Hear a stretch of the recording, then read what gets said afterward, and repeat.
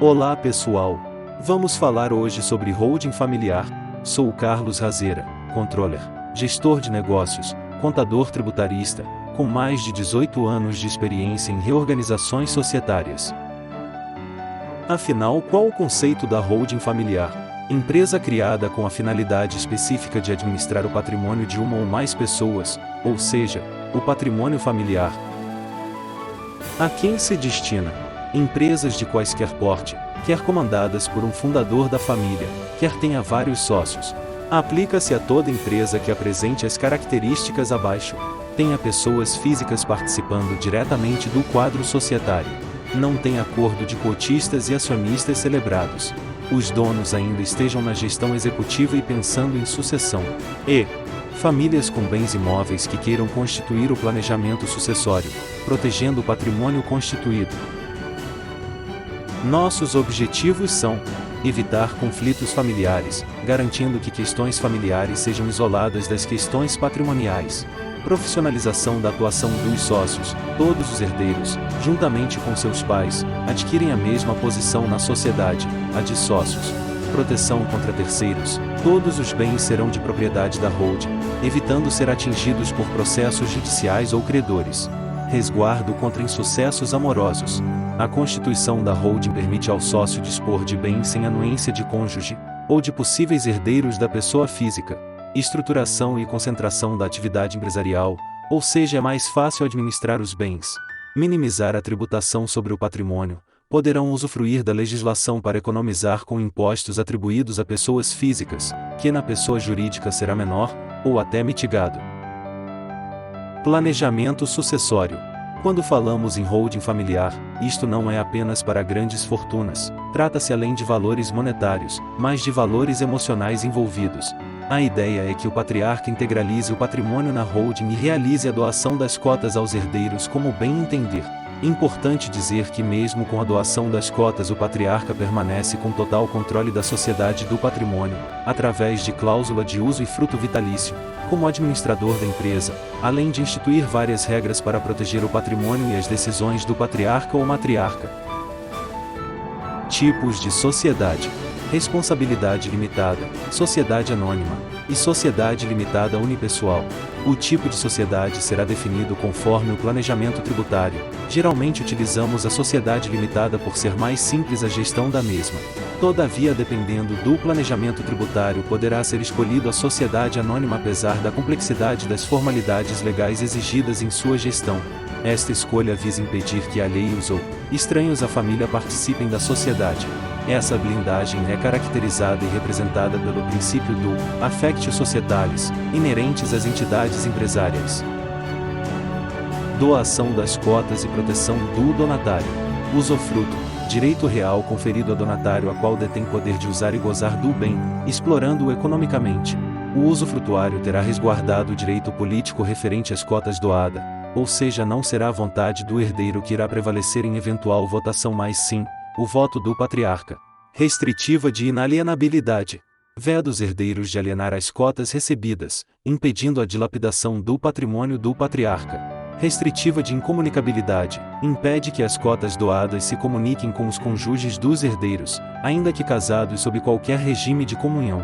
Restritiva de inalienabilidade. Protege o patrimônio do herdeiro, pois não permite que o bem recebido seja penhorado. Restritiva de reversão. Permite que em caso de morte do herdeiro antes do patriarca, as cotas doadas retornem ao patrimônio do doador sem ônus. Co-option. Confere um direito de arrependimento aos cedentes e usufrutuários da holding, permitindo que possam alienar o patrimônio ou a própria sociedade.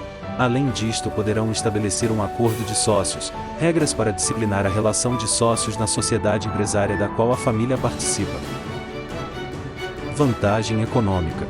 Observando o quadro dos cálculos, podemos analisar o custo para fazer um inventário versus o custo de uma holding familiar. Notem que para um patrimônio de R$ 1 milhão, o custo de inventário no estado de São Paulo é de R$ 124.500, considerando o imposto ITCMD de 4%, taxas de cartório de notas, certidões, taxa registro cartório de imóveis, honorários do advogado e custos adicionais.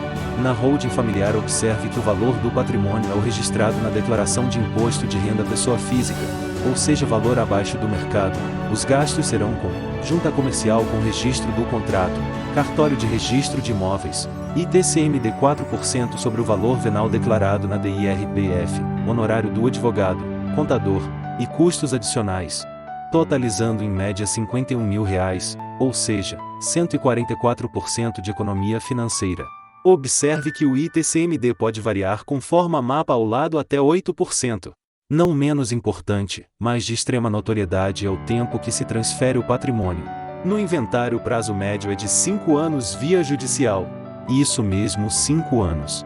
Já na holding familiar é de 30 dias em média, não é judicializado, são trâmites administrativos de junta comercial apenas. Outro detalhe importante é que no inventário o cônjuge é herdeiro, e na holding familiar não. Não há herdeiros e sim cotistas. Tipo de atividade versus impostos. Há dois tipos de atividades para holdings familiares. Holding de instituições não financeiras, possibilita que participe do capital social de um grupo de empresas com atividades preponderantemente não financeiras, podendo ou não exercer funções de gestão e administração dos negócios da empresa do grupo. Portanto, não faz parte deste KNAI alienação de imóveis, terrenos, apartamentos, fazendas etc., próprios ou de terceiros, ao passo que eventual alienação será uma atividade secundária da sociedade, com alto impacto tributário. E 2. Holding patrimonial, permite que controle, gerencie, administre um determinado patrimônio, bem como aliena os bens do seu ativo com tributação reduzida, tendo em vista se tratar de atividade primária, constante no objeto social, havendo a aplicação de percentuais antes da incidência da alíquota do imposto, notadamente no lucro presumido. Em suma, possibilitam a administração e aluguel de imóveis próprios. As 7 etapas da holding familiar. 1. Realização genograma de levantamento dos bens patrimoniais. 2. Entrevistas preliminar com os sócios, familiares. 3. Planejamento tributário e definição dos tipos societários. 4. Apresentação do projeto de estrutura societária. 5. Elaboração da documentação e registro nos órgãos competentes. 6. Implantação do acordo de acionistas, fideicomisso ou usufruto. 7. Declarações de IRPF. Faça uma leitura dos detalhes de cada etapa, conforme segue nesta apresentação. Razera Gestão e Negócios conta com especialistas em holding familiar para prestar todo o suporte necessário na realização destes trabalhos. Entre em contato conosco, pelo telefone ou WhatsApp, DDD 11 9 1359 7224, ou aponte a câmera do seu celular no QR Code, e acesse nosso site, www.razeragestão.com, Razera com S e gestão sem o tio. Sucesso a todos! Muito obrigado!